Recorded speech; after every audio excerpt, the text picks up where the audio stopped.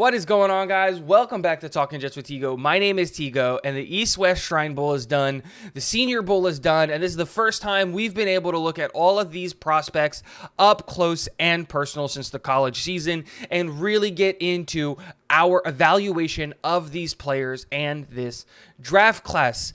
With all of that being said, we're going to go through our mock draft post-bowl games and bowl scenarios and seeing how maybe the New York Jets draft strategy might have changed and how some of the players who we thought might have been safe might not be safe, and so on and so forth. So let's hop right into it. We're going to be using the PFF mock draft simulator. While we all know that PFF isn't the best website for when it comes to these things, they do have a really good mock draft simulator, and their big board is one that's generally ranked pretty well. And this draft has gone perfectly for the New York Jets. While the three players that I would pick at 13 were Paris Johnson Jr., Peter Skoronski, or Brian Branch. We did lose out on Peter Skoronski for with the Eagles for some reason. We do get our option between Brian Branch and Peter Skoronski. And for me, it's Peter Skoronski every day of the week. He is my number one offensive lineman on the board amongst all of the offensive linemen. And now we're here at 43, and let's see if we missed out on any guys that the New York Jets might have wanted. Saiki Ika to Baylor, disappointing that he went so high. Really like Saiki Ika. Drew Sanders as well, my number one linebacker this class. I do have him above Trenton Simpson.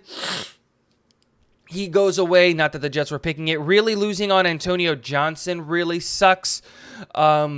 And that's really it. Jamie Robinson, I love this kid, and I would love for him to be a New York Jet, but I think he gets taken before we get him. And then Mazi Smith, a defensive interior guy. I really like him, and the New York Jets do need interior defensive line help. Let's look at some of these prospects. Let's see who's available. Darnell Wright, would love Darnell Wright. If we didn't take a tackle in the first round, I would take him here in this position hands down. I love me some Jack Campbell. I just don't see where he fits with us. Tank Dell as well. I love me some Tank Dell, wide receiver out of Houston. J.L. Skinner, I'm not the biggest fan of. Do we just double dip on the O-line here and just go John Michael Schmitz? Right now, it's a position of need. We don't have a center. He's the best interior offensive lineman this draft. He's a perfect scheme fit. He comes in and plays center at a really high level for the New York Jets. Everyone should know a lot of us in Jets YouTube world are kind of infatuated with John Michael Schmitz, so you shouldn't be surprised that John Michael Schmitz is the pick here at all. It makes too much sense for him to be the pick. And now we're in the third round. This is where we start seeing the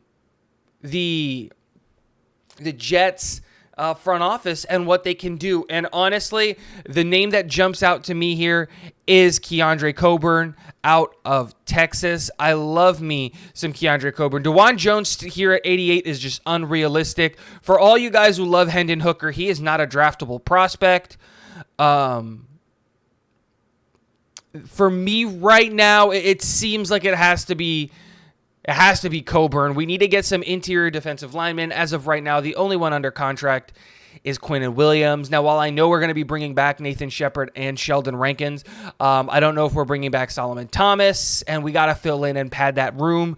Keandre Coburn, the pick in the third round, is who I am going for. I know a lot of people think, we need a safety, we need this, and I don't think the New York Jets agree with you. I don't see the New York Jets drafting a safety this highly at all. I don't see us drafting a linebacker, period.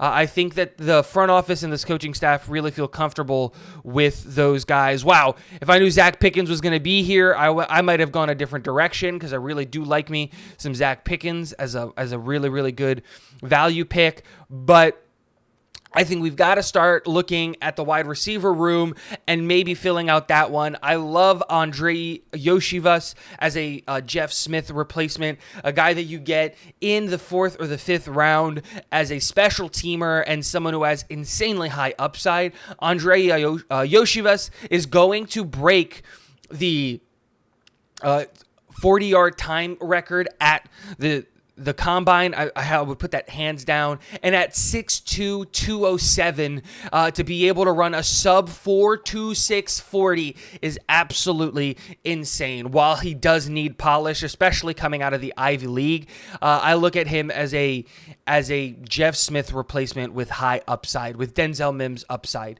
And so I'm going to take Andre Yoshivas here. I would have loved a Trey Palmer in this situation, if we're being honest.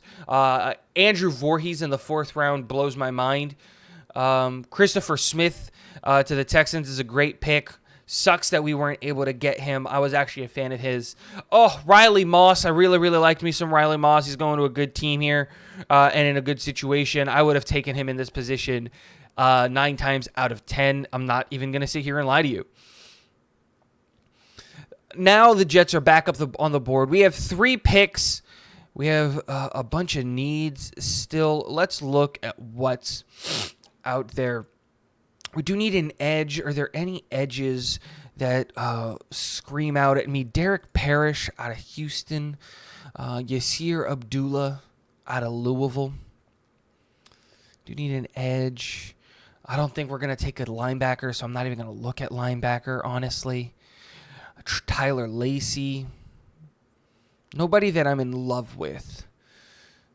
Maybe. No one that I feel like screams out at me here.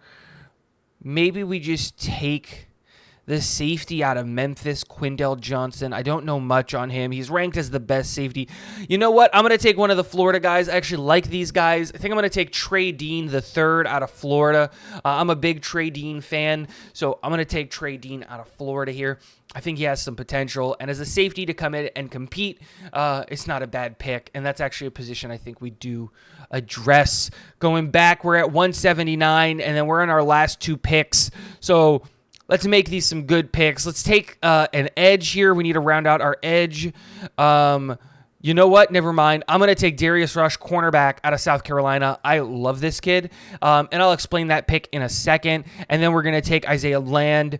Let's go Isaiah Land, Florida A&M, edge rusher, and that ends our draft. Why am I taking a cornerback here? A lot of people are going to be like, we don't need a corner here. Here's the thing, guys.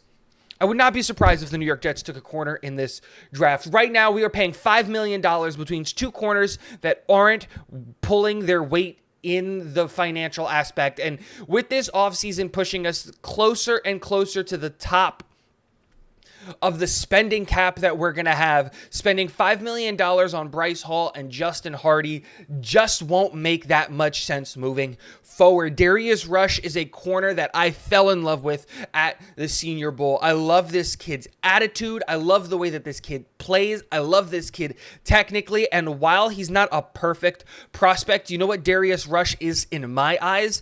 The perfect Bryce Hall replacement. And getting a replacement for a guy that is making $2.5 million that you can cut for free just screams makes too much sense. If we trade back from 13 and get an extra 5th or a 6th round pick, I wouldn't be surprised if the Jets took 2 cornerbacks to try to replace Bryce Hall and Justin Hardy. $5 million isn't a small amount of money. $5 million brings back Quan Alexander. $5 million pays for most of Quincy Williams' contract. $5 million pays for a half of a safety, of a huge free agent safety contract. $5 million is not a small amount of money. And when you can be paying a 5th or a 6th round guy almost nothing up against the cap and get the same level of play, in my eyes, it is a financial risk.